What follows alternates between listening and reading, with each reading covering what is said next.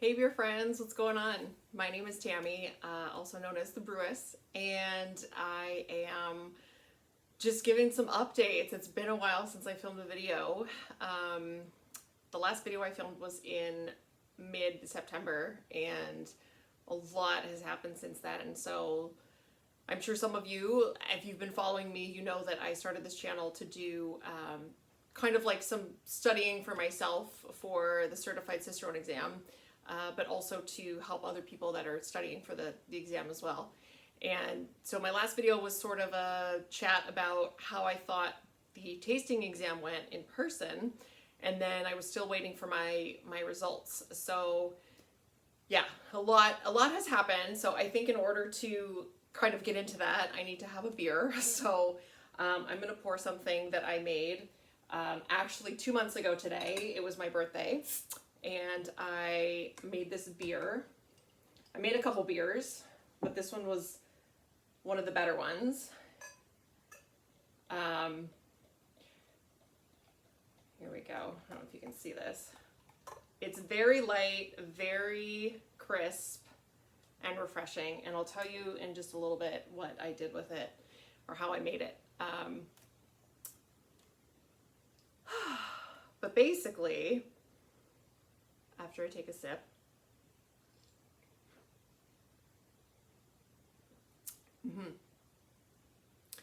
yeah. So basically the last video I made was, like I said, mid-September, early September, and we hadn't quite started grape harvest yet at the winery I work at. So things were just sort of like trickling in grape-wise. And then basically towards the end of September, we just kind of got slammed with harvest. Like, grapes were coming in at all hours. We were pressing at all hours. I was starting work at 5, 6, 7 a.m. most days so that I could rack the juice and transfer things and make space for new things coming in. So it was between like the 3 or 5 of us that were, working. It was basically almost like a 24-hour a day process. And we were basically all working like 6 days a week. So for the last like month and a half, I just was working 6 days a week, and I never knew what day it was or if I was coming or going, or sometimes I would come in really early and then I would stay really late. So I just got really tired. I had a lot going on, and I just didn't have time to really do anything like at all aside from work. And then about a month ago, during this whole crazy, period, our older dog, Boomer, she was around 15 and a half. It was the day after Canadian Thanksgiving, and she just sort of stopped walking and couldn't walk. And so we basically had like a week from hell for my husband and my other dog and I, and we had to say goodbye to Boomer. It was really tough. We'd had her for almost 15 years, and she lived a really good life. She lived a long life, and she was ready. So basically that was super tough for us, and we spent the next couple weeks just sort of in a fog. And if you're familiar with the 5 stages of grief, I believe it's denial.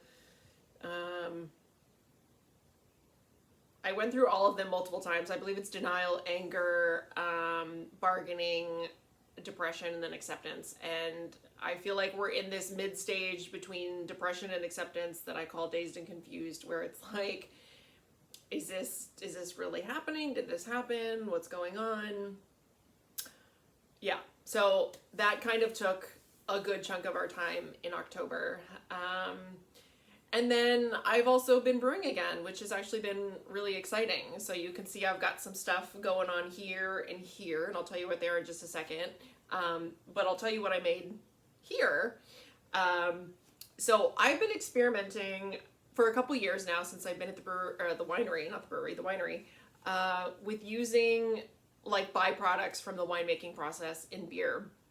So basically when we make white wine, what happens is the grapes come in, we press the grapes, and then we do this process where it's called flotation. So basically we we do this process, and all of the kind of gunky stuff like that comes from the grapes and the skins and things like that, like from straight from the field, like floats to the top of the tank. And so what I do then is I transfer off the good juice, and then I will filter a lot of that gunky stuff, and we get more juice. So at the end of that filtration process, we get juice that's still good, but it's kind of been watered down a bit. So I take some of that juice and I put it with a beer. So I actually did a process with the beer called Party Guile, which, if you've never heard of that, it's a really, like, it's not used very often anymore, but it's a traditional style of brewing where you would brew a beer and then you would take that same grain and then mash it again. So you're still getting some sugars out of that beer, but not a lot, because most of that sugar's already been extracted. So you could brew, 2, 3, 4 different times with the same grain, and then you get a lower ABV product each time. So this is a Party Guile. I made an IPA, and then I used the same grain and I mashed it. So I started out with like a light wort. I added in that grape juice that I took from work. It was almost like maybe not quite 50-50 split, but like roughly thereabouts, maybe 60-40. And then I used an English ale yeast, which I guess it's English ale. It's S33, so it's usually used for like English ales or stouts or hazies. It was old. It was like 3 years old, so I made a little starter, and within like hours of me pitching the starter into the wort, like it just like took off. It was fermenting like bonkers. So all this is to say, this is just very much like a Frankenstein kind of beer. I just took bits and pieces, and it was just for fun. It was practice. But then what I did was I took the beer after primary fermentation had ended, and I separated it into 3 different like containers. So one was just the beer as is. That's it. The second one, I added some peach puree, which I think turned out really nice, like fruity and fresh and light.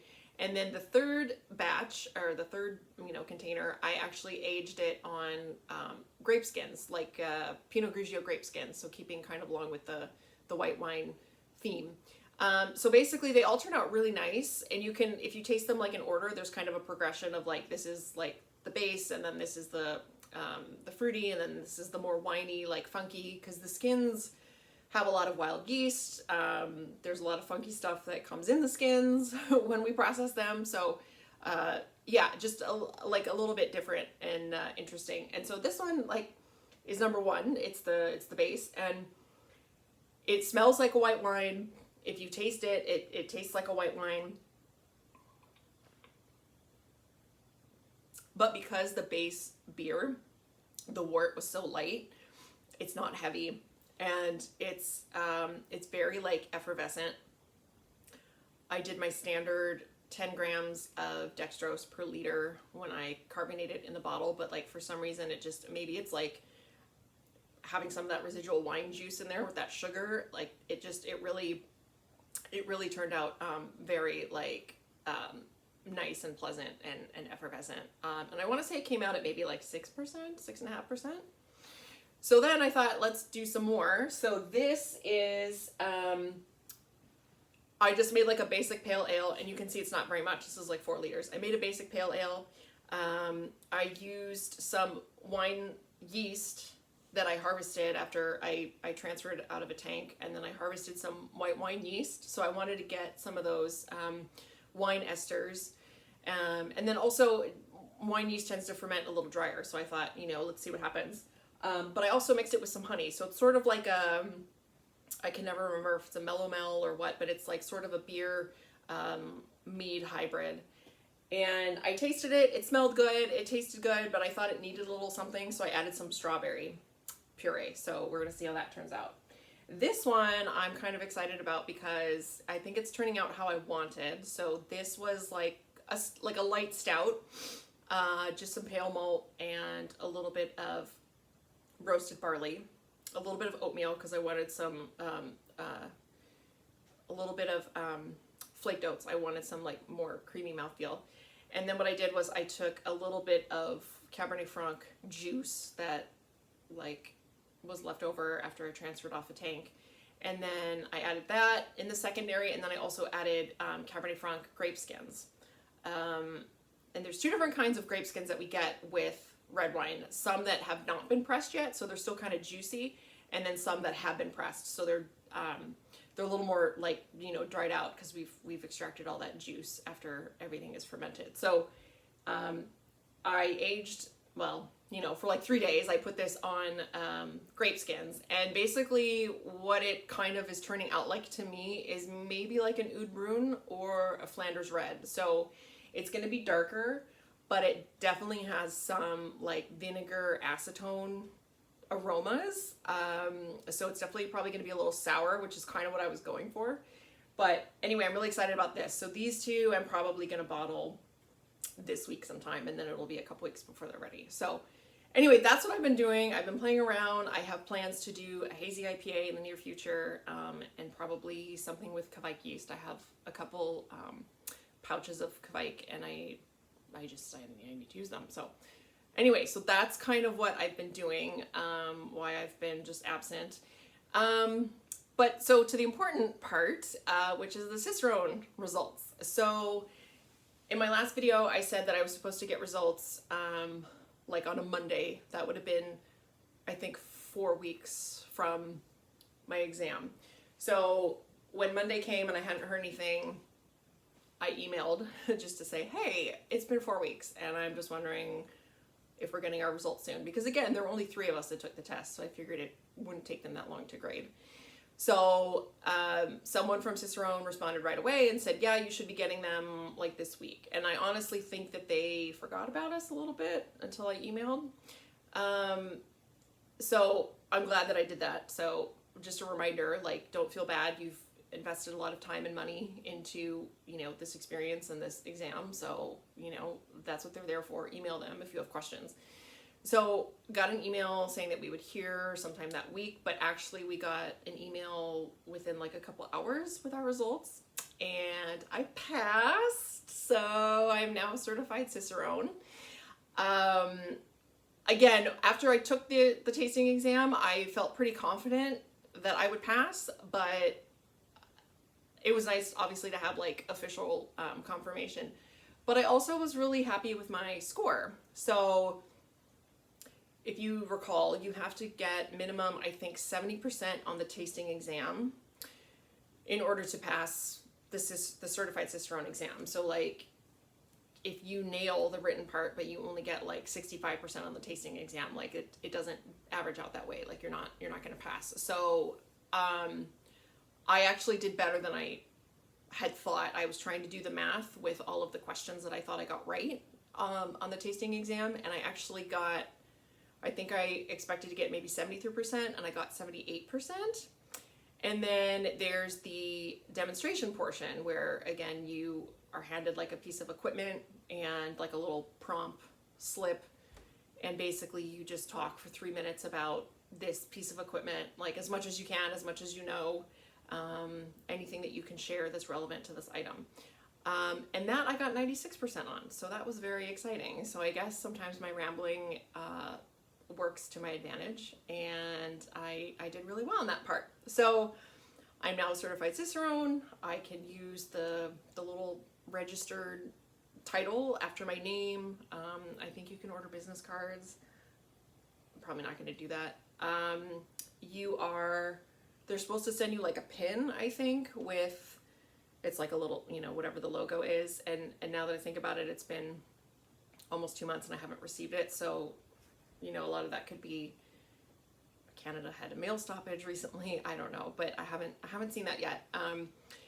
They used to send, I think, actual like certificates that you could like frame. I don't think they do that anymore. They send you a link to something that you can print, which, you know, whatever. It's not as good quality, and so I probably won't do that. But anyway, yeah, so that's how my exam went, and I think it was a long journey, but it was worth it, and I'm proud of myself, especially with my scores. I think I did like really well. And then, yeah, I'm just sort of taking some time to like process the last 2 months of life, and then I'm gonna get back into studying, I think, for advanced Cicerone, and I've already started a little bit, but I'll really like hit that hard in the winter, because like everything will just slow down a bit and I'll have a little bit more time. So yeah, that's what I've been up to. I still have videos to post from this summer that I haven't gotten to. I've done a couple day trips in the last like however many months, and so I'm going to post about those. They'll be a little shorter, so check those out. And again, if you have any questions about studying for Cicerone, or you know, you need some help, or guidance, or you know, a little boost of confidence, whatever, you know, feel free to message me or comment and I'll get back to you. Otherwise, until then, until I talk to you next time, cheers and have a great day.